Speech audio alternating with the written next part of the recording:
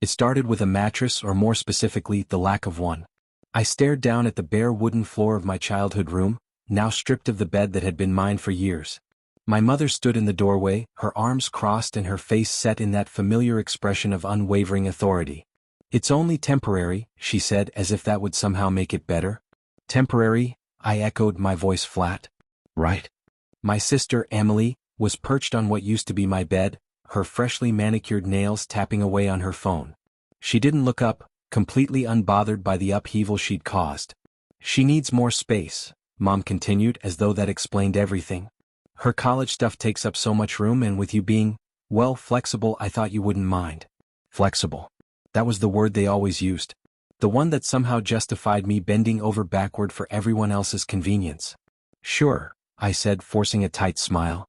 "I don't mind sleeping on the floor in my own room at all." Mom seemed satisfied with my response, or maybe she didn't hear the sarcasm laced in my tone.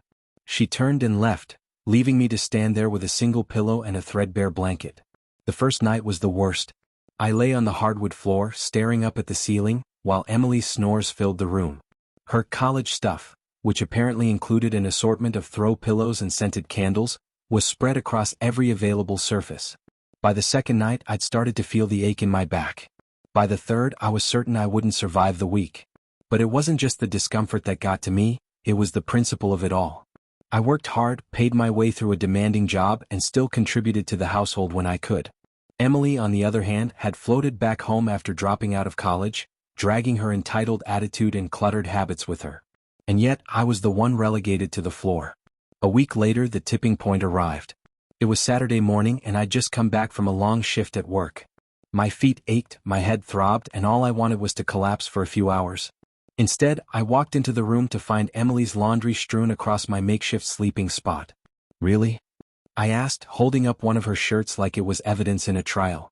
"Oh, relax," she said without looking up from her phone. I needed space to fold my clothes. Something inside me snapped. It wasn't loud or dramatic, but it was decisive. "Got it?" I said, dropping the shirt and grabbing my bag. Emily finally looked up, frowning. "Where are you going?"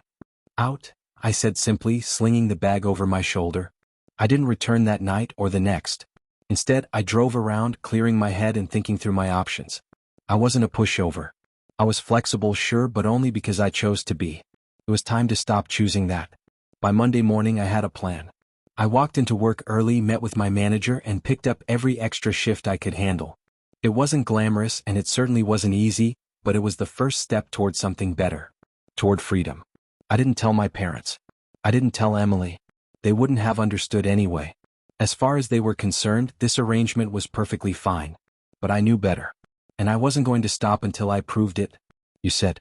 The first few weeks were grueling. Between my regular shifts, the extra hours, and the side gigs I picked up on the weekends, I was working more than I was sleeping. But every hour spent on my feet brought me closer to my goal.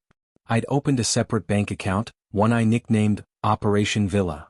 It started with just a few dollars, but with every deposit, the balance grew, and so did my determination. Meanwhile, life at home remained as chaotic as ever.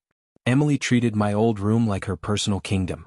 She had the audacity to complain when I came back late at night, tiptoeing in to grab clean clothes or the charger she'd borrowed without asking. "Can you not slam the door?" she hissed one night, her face illuminated by her phone. "Some of us are trying to sleep." I bit my tongue and left without a word, the frustration fueling me through another overnight shift. The turning point came about 2 months into my plan. It was a Thursday evening, and I was at the cafe where I worked my part-time job. One of my regular customers, a well-dressed man with a habit of ordering the most complicated drinks imaginable, struck up a conversation while I handed him his triple-shot soy latte with a splash of caramel. "You're here a lot," he observed. "Gotta pay the bills?" I replied with a shrug. He smiled. "Ever thought about upgrading those bills? I'm in real estate. If you're looking for something new, I might be able to help." I laughed it off, but the idea planted itself in my mind. That weekend, I met with him during one of my rare breaks. His name was James, and he was a sharp, no-nonsense kind of guy. After some polite small talk, I told him about my situation at home, not every detail, but enough for him to understand why I was interested in buying a place of my own. James leaned back in his chair, studying me. "You know," he said, "it's not impossible. A lot of people think they need a fortune to buy property, but there are options if you're smart about it." He pulled out his tablet and showed me a few listings. Most of them were out of my budget, but one caught my eye, a small but charming villa on the outskirts of town. It needed some work, but it had potential. This one, I said, pointing at the screen. James raised an eyebrow. It's a fixer-upper, but if you're willing to put in the effort, it could be a great investment. I wasn't just willing, I was determined. The next few weeks flew by in a blur of work, paperwork, and planning. James guided me through the process, and before I knew it, I was standing in front of the villa with a set of keys in my hand. It was surreal. The place was far from perfect. The paint was peeling, the yard was overgrown, and the plumbing made ominous noises, but it was mine. Every inch of it represented the sacrifices I'd made, the nights I'd spent on that cold, hard floor, and the hours I'd poured into making this dream a reality. I didn't tell my family about the villa right away. Instead, I kept working, pouring my remaining energy into fixing it up. With every coat of paint and every weed pulled from the garden, it started to feel like home. Then one evening, as I stood in the freshly painted living room, a thought struck me. I didn't just want to leave my old life behind, I wanted to make a statement. The next phase of my plan began to take shape. I'd played the role of the accommodating sibling long enough. Now it was time to show them what flexible really looked like. You said. The villa was finally ready. It wasn't luxurious, but it was mine. The cracked tiles in the kitchen had been replaced, the walls were freshly painted, and the overgrown yard now sported a neat little garden. It was simple, but it radiated freedom and self-respect, two things I had been sorely missing. Now it was time for the fun part, the reveal. I decided to invite my family over for dinner. Not at the villa, of course, that would ruin the surprise. Instead, I told them I wanted to treat them at a restaurant to celebrate some good news. Mom sounded intrigued but suspicious. What kind of good news? She asked over the phone. You'll see, I replied cryptically. When the evening arrived, I dressed in a crisp button-down shirt and jeans, opting for a look that was casual but confident. I'd arranged for a car to pick them up from the house, knowing that would add a touch of mystery to the event. They arrived at the restaurant in a flurry of curiosity. Mom was all smiles, Dad looked slightly confused, and Emily had her usual air of detached indifference. So what's this all about? Emily asked as we sat down. I grinned. Patience. You'll find out soon enough. Dinner went by smoothly, with Mom peppering me with questions about work and life while Emily barely looked up from her phone. Dad, ever the quiet one, nodded along and occasionally added a word or two. Finally, as dessert was served, I leaned back in my chair and said, I have something to show you all. They followed me outside where I had parked my car. We're going for a little drive, I announced, handing Mom the address and refusing to answer any more questions. The ride to the villa was tense with anticipation. Mom and Dad exchanged curious glances, while Emily, predictably, complained about the drive being too long. When we pulled up in front of the villa, I stopped the car and stepped out. Here we are, I said, gesturing dramatically toward the house. Mom squinted at the villa, her face a mix of confusion and disbelief. What is this place? I turned to them with a broad smile. This is my home. Emily blinked, finally looking up from her phone. Wait, what?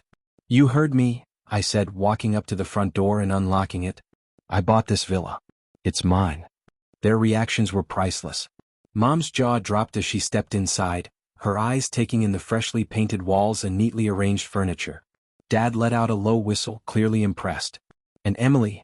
Well, Emily looked like someone had just told her Wi-Fi was being permanently outlawed.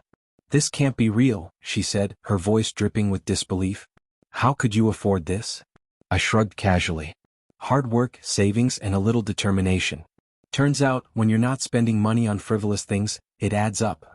Mom finally found her voice. But, why didn't you tell us? Why didn't you ask for help? I turned to face her, my expression calm but firm. Because every time I asked for space or consideration, I got a mattress on the floor instead. So, I decided to take care of it myself. There was a stunned silence. I'm not saying this to be spiteful, I continued, softening my tone. I just needed a place where I could breathe, where I could feel respected. This villa is that place for me. Emily rolled her eyes. So what? You're too good for us now. I shook my head. This isn't about being too good. It's about realizing I deserve better. And honestly, you should too. Maybe this will be a wake-up call for all of us. Mom and Dad exchanged a look, clearly grappling with the reality of the situation. Emily, however, didn't say another word, her expression a mix of shock and annoyance. As the evening wound down, I saw them off, watching as their car disappeared down the road. For the first time in years I felt truly free. The villa wasn't just a house, it was a declaration. A statement that I wouldn't settle for less than I deserved. And as I stood there in the quiet of my new home, I knew this was only the beginning of a better chapter in my life. Life in the villa settled into a peaceful rhythm. Mornings were spent sipping coffee on the porch, overlooking the garden I had planted. Afternoons were for work, and evenings were for enjoying the quiet that came with having a space truly my own. I kept in touch with my family, though our interactions had shifted. Mom and Dad seemed to be reevaluating how they treated me. They called more often, their tone less commanding and more curious. Emily, however, remained distant, her pride clearly bruised by my newfound independence. I wasn't looking to rub salt in the wound, but I wasn't going to downplay my success either. A month after my grand reveal, I decided to host a housewarming party. It was part celebration, part subtle olive branch to my family. Invitations went out to close friends and coworkers, and yes, even to Mom, Dad, and Emily. On the day of the party, I went all out. String lights in the garden, a spread of homemade snacks, and music that set a lively yet laid-back tone. Guests arrived one by one, marveling at the villa and congratulating me on my achievement. When my family arrived, I greeted them warmly. Mom seemed genuinely impressed by how I'd transformed the place, while Dad nodded approvingly at the DIY shelving I'd installed in the living room. Emily, predictably, barely looked up from her phone. As the party buzzed around us, Mom pulled me aside. "I'm proud of you," she said, her voice tinged with something I couldn't quite place, regret perhaps. "I didn't realize how much you were capable of." "Thanks, Mom," I said, smiling. "It means a lot." Dad joined us, clapping a hand on my shoulder. "You've done well for yourself, kid. This place, it's something to be proud of." Even Emily, after a couple of drinks, managed to mutter a half-hearted, "nice house" before retreating to a corner. The party wound down as the sun set, painting the villa in warm golden hues. Guests began to trickle out, leaving behind a mess that I didn't mind cleaning. It was a small price to pay for the sense of accomplishment I felt. As I stood in the doorway waving off the last of my friends, Mom lingered behind. "You know," she said, her voice softer than usual, "I didn't realize how unfair we'd been. I thought I was doing what was best for everyone, but I see now that I didn't consider what you needed." I smiled, leaning against the doorframe. "It's okay, Mom. I think we all learned something from this." She nodded, her eyes glistening slightly. "I'm glad you found your place truly." After she left, I stood alone in the quiet of my villa, the night air cool against my skin. The villa wasn't just a home, it was a symbol of everything I had worked for, a testament to the strength I'd found in myself. My family and I weren't perfect, but there was growth, understanding, and a newfound respect. As I looked around the cozy living room, the garden lights twinkling outside the window, I knew I'd made the right choice. I didn't need approval or validation from anyone. I had built something beautiful on my own terms, and in the process I'd built a version of myself that I was proud of. And that, more than anything, was worth the journey.